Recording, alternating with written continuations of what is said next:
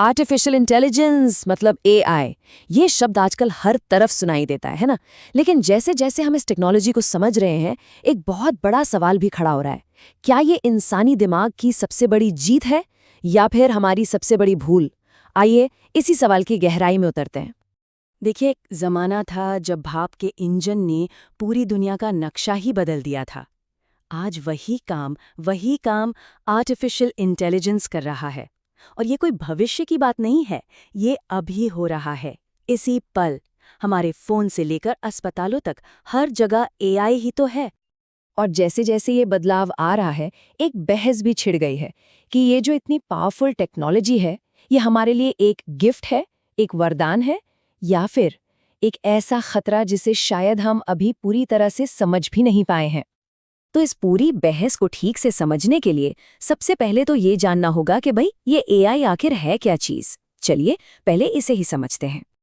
बिल्कुल आसान भाषा में कहें तो एआई का मकसद है ऐसी मशीनें बनाना जो सिर्फ हमारे हुक्म का इंतजार ना करें, नहीं, बल्कि वो इंसानों की तरह सोचें, सीखें और तो और खुद अपने फैसले भी ले सकें। ये सिर्फ ऑटोमेशन से कहीं ज्यादा है, ये एक आर्टिफिशियल समझ बनाने की कोशिश है।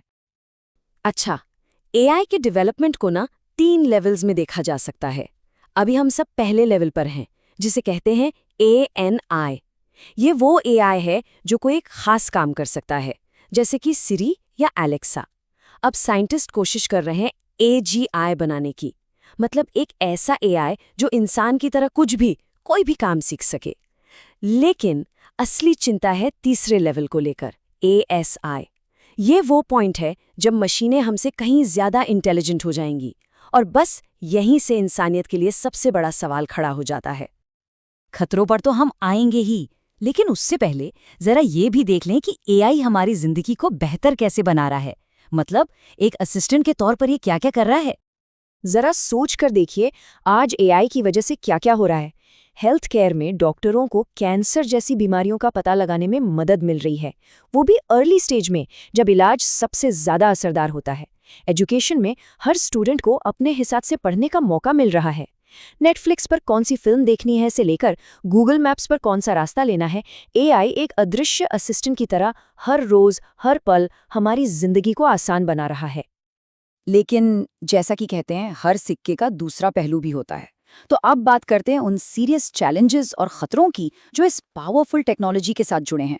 और ये कोई साइंस फिक्शन फिल्म की कहानी नहीं है, ये असली चिंताएं हैं।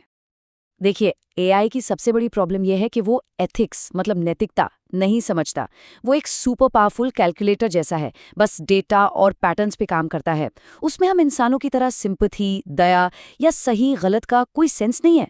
और असली दिक्कत तो तब शुरू होती है जब बिना फीलिंग्स वाली इंटेलिजेंस फैसले लेने लगती है।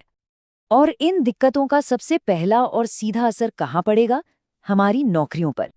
एक अंदाजा है कि अगले 10 सालों में पूरी दुनिया में 30 करोड़ नौकरियां एआई की वजह से जा सकती हैं। क्यों? क्योंकि मशीनें हमसे ज़्यादा तेज़ हैं, ज़्यादा एक्यूरेट हैं, और सबसे बड़ी बात, वो कभी थकती नहीं। इससे इंसानों की ज़रूरत धीरे धीरे कम होती जा रही है। और ऐसा बिल्कुल मत सोचिएगा कि ये खतरा सिर्फ फैक्ट्री वर्कर्स के लिए है। नहीं, बैंकिंग, डिजाइनिंग, कंटेंट राइटिंग, यहाँ तक कि सॉफ्टवेयर कोडिंग जैसे काम जिन्हें हम हमेशा से क्रिएटिव और सेफ मानते थे, अब वो भी एआई की वजह से खतरे में हैं। अब जरा इस सवाल के बारे में सोचिए, ये एआई की मॉरल कंफ्यूजन को साफ साफ दिखाता है। एक मशीन ये कैसे तय करेगी कि किसकी जान बचानी है और किसकी नहीं? ये एक ऐसा सवाल है जिसका जवाब ना तो एआई के पास है, और सच कहें तो शायद हमारे पास भी नहीं है। और खतरे यहीं खत्म नहीं होते। हमारी पर्सनल इन्फॉर्मेशन पर लगातार नजर रखी जा रही है।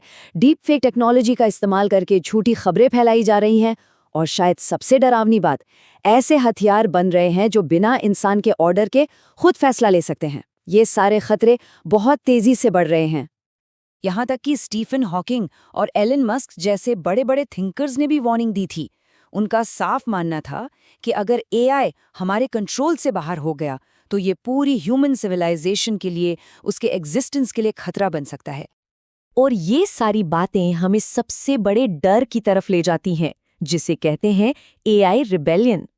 जरा सोचिए, अगर किसी दिन एआई इतना स्मार्ट हो गया कि वो खुद को हमसे सुपीरियर समझने लगे, तो क्या वो हमें अपने रास्ते का रोड़ा नहीं समझेगा?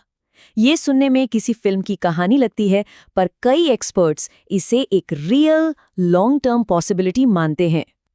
तो क्या इसका मतलब है कि सब कुछ खत्म? जी नहीं, बिल्कुल नहीं। अब बात करते हैं कि इस टेक्नोलॉजी को खतरनाक बनने से रोका कैसे जा सकता है। रास्ता प्रॉब्लम्स में नहीं, सॉल्यूशंस में खोजना होगा। तो फिर रास्ता क्या है? देखिए, हमें एक बहुत मजबूत फ्रेमवर्क चाहिए। हमें एआई के लिए इंटरनेशनल रूल्स बनाने होंगे। हमें मशीनों को एथिक्स के प्रिंसिपल्स सिखाने होंगे। और ये पक्का करना होगा कि फाइनल डिसीजन, आखिरी फैसला हमेशा एक इंसान के हाथ में रहे। और सबसे ज़रूरी बात, एआई को हमेशा एक असिस्टेंट की तरह देखना होगा, मास्टर की तरह नहीं। तो इन सारी बातों के बाद हम कहाँ पहुँचते हैं?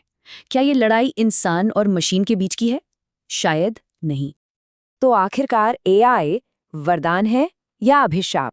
सच ये है कि ये दोनों हो सकता है। अगर इसका इस्तेमाल समझदारी से किया गया तो ये इंसानियत की बड़ी बड़ी प्रॉब्लम्स को सॉल्व कर सकता है, पर अगर इसे बिना कंट्रोल के छोड़ दिया गया तो ये एक अभिशाप बन जाएगा। खतरा टेक्नोलॉजी में नहीं, खतरा उसे इस्तेमाल करने वालों की नीयत में है। बिल्कुल एक हथौड़े की तरह। आप उससे घर भी बना सकते हैं और किसी को चोट भी पहुंचा सकते हैं। एआई भी बस एक टूल है। ये अच्छा है या बुरा, ये इस बात पर डिपेंड करता है कि इसे इस्तेमाल कौन कर रहा है, और ये चुनाव हमारे हाथ में है। और आखिर में एक सवाल हम सबके सामने है। इंसान के बनाए इस पावरफुल आर्टिफिशियल माइंड और हमारे अपने बायोलॉजिकल माइंड के बीच वो सही बैलेंस कैसे बनेगा? इसी सवाल का जवाब तय करेगा कि हमारा भविष्य कैसा होगा।